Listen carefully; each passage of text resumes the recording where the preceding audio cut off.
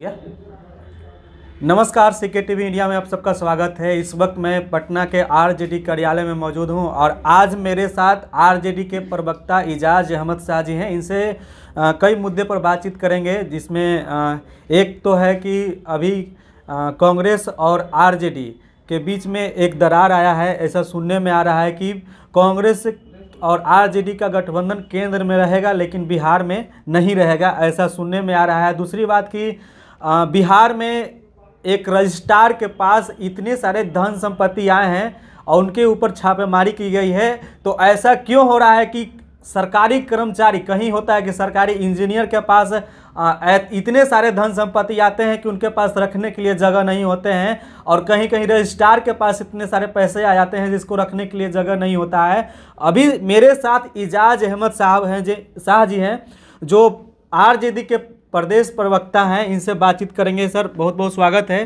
तो इन सब मुद्दे पर बातचीत करेंगे। सबसे पहले है कि ये जो आपका गठबंधन है आरजेडी और कांग्रेस के बीच में, तो केंद्र में रहेगा लेकिन बिहार में नहीं रहेगा, इसका क्या मुद्दा है? नहीं, ऐसी बात नहीं है। हाँ। आप लोग गलतफहमी मत फैलाइए। हाँ। लालू जी ने स्पष्ट रूप से कहा है हाँ। कि हम केंद्र में कांग्रेस के नेतृत्व में आगे चलने के लिए तैयार हैं। हाँ। कांग्रेस नफरत फैलाने वाली शक्तियों को केंद्र में रोकने का काम करे। और बिहार में राष्ट्रीय जनता दल मजबूत है। राष्ट्रीय जनता दल के नेतृत्व पर विश्वास करके कांग्रेस हमारे साथ चलने के लिए तैयार रहे। चूंकि देश और बिहार जिस तरह से आज संकटों में घिरा हुआ है और नफरत फैलाने वाली शक्तियां जिस तरह से आगे बढ़ रही है, उनको रोकने के लिए हम दोनों का साथ रहना आवश्यक है।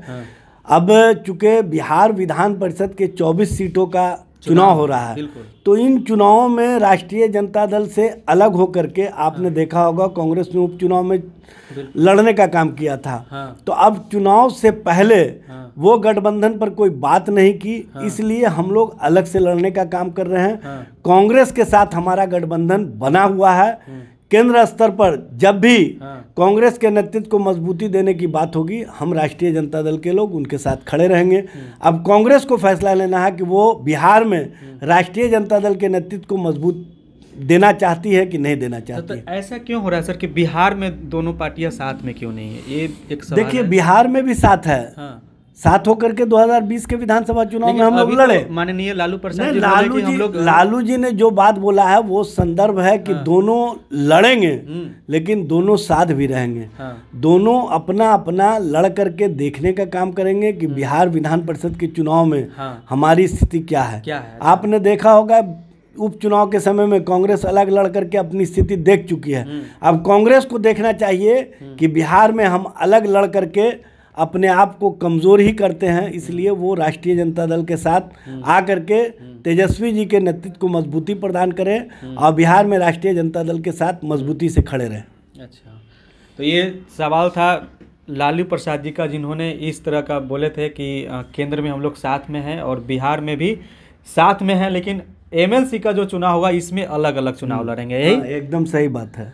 एमएलसी के चुनाव में राष्ट्रीय जनता दल और कांग्रेस अलग अलग चुनाव लड़ रही है। फिर आगे की परिस्थितियां जब देश का चुनाव होगा तो उसमें हम लोग फैसला कर लेंगे। यानी कि 2024 में जो लोकसभा का चुनाव होगा उसमें फैसला होगा। दोनों केंद्रीय नेतृत्व फैसला कर लेंगे। इसमें कहीं कोई मामला नहीं है। अच्छा, अगला सवाल है कि अभी जो रजिस्ट्रार के एक सब रजिस्ट्रार जो हैं उनके पास कम से ज़्यादा, यानी कि जिनका उनका पे राशि है, जितना उनको आय से अधिक संपत्ति कहाँ से आ जाता है? देखिए, सबसे बड़ी बात यह है कि जो लोग आरसीपी टैक्स पहुंचाने में सक्षम नहीं होते हैं उन तक ही छापामारी की कार्रवाई चलती है।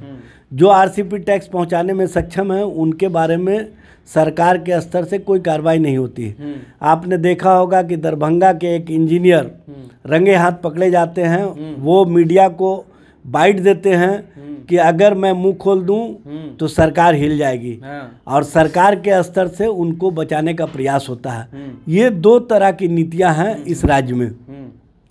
इस संबंध में भारतीय जनता पार्टी के विधायक सावर्गी ने विधानसभा में मामले को उठाया। हमारी पार्टी ने मामले पर स्पष्टीकरण मांगा तो सरकार गोल मोल जवाब दे करके उन पदाधिकारियों और उन इंजीनियर को बचाने के प्रयास में लगी रही।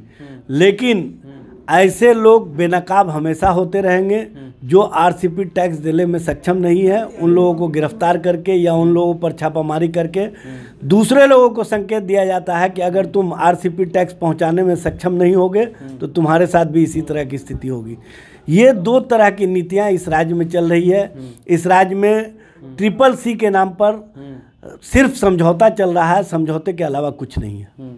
एक और सवाल है कि बिहार राज्य में जितने भी व्यवसाय हैं, छोटे छोटे व्यवसाय हैं, उनके पास लूट खसोट ज़्यादा हो रहा है, यानी कि उनके पास जब न तब रंगदारी मांग लिया जाता है। अभी पटना के जो ये खेतान मार्केट के पास जो घटना हुआ, इसमें भी ज्वेलरी को लूट लिया गया और करोड़ों की लूट कर लिया गया। तो आए दिन इस तरह से घटना घटते जा रहा है और व्यवसाय जो है परेशान है। कहीं उसको रंगदारी मांग लिया जाता है, कभी गोली मार दिया जाता है। तो ये सब कब आखिर खत्म होने वाला है? देखिए, बिहार में अपराध चरम सीमा पर है। अपराधियों के रहमो करम पर सरकार है। अपराधियों से समझौता करके सरकार चल रही है, इसलिए आज ये स्थिति पैदा हुई है। पटना छोड़िए, हर उस घर तक अब अपराधियों की पहुंच हो गई है जो थोड़ा बहुत अपनी मेहनत मशक्क़त से अपने परिवार का भरण पोषण कर रहे हैं। उनको अपराधियों के इशारे पर चलना पड़ता है और सरकार के स्तर से कोई कार्रवाई नहीं होती है। सरकार का एक बाल समाप्त हो गया है।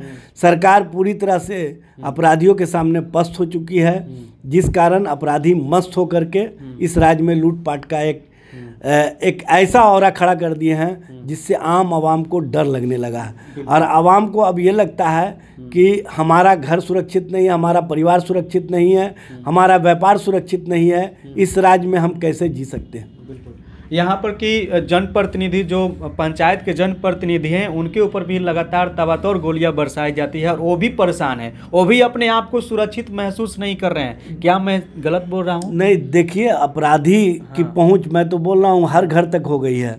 और सिर्फ सरकार के एक बाल समाप्त होने के कारण सरकार के द्वारा जो पुलिसिया कार्रवाई होनी चाहिए वो पुलिसिया कार्रवाई अपराधियों पर नहीं हो पाती है, क्योंकि अपराधियों के संरक्षक सरकार के अंदर बैठे हुए लोग हैं और वैसे लोगों को बचाने का काम करते हैं जो अपराध करके इस राज्य में दंदनाते फिर रहे हैं और जिसको चाह रहे हैं उनके साथ लूट कर रहे हैं, खसोट कर रहे हैं, उनके साथ मारपीट कर रहे हैं, उनकी हत्या कर रहे हैं।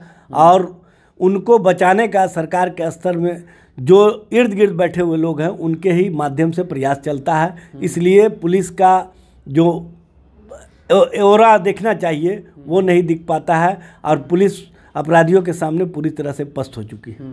यानी कि आपराधिक मामला जो है दिन प्रतिदिन बढ़ते ही जा रहा है, जिसके वजह से आम नागरिक तो परेशान हो ही रहे हैं, उसके साथ साथ जो व्यवसाय करने वाले लोग हैं वो भी परेशान हो रहे हैं। यहाँ तक कि बाहर से जो कंपनी लगाना है, बिहार में आना चाहते हैं, वो लोग भी अपना कारखाना बिहार में नहीं खोलना चाहते। यही सब डर की वजह से है या नहीं? सही बात है, हकीकत है। सरकार इस मामले में गंभीर नहीं है, जिस कारण आज ये स्थिति पैदा हुई है। तभी मेरे साथ इजाज अहमद साहब थे जो आरजेडी के प्रदेश प्रवक्ता हैं। आप देख रहे थे CK TV India news Chitranjan Kushwaha के साथ। आपको कैसा लगा अपना प्रतिक्रिया जरूर दीजिएगा। नमस्कार, जय हिंद।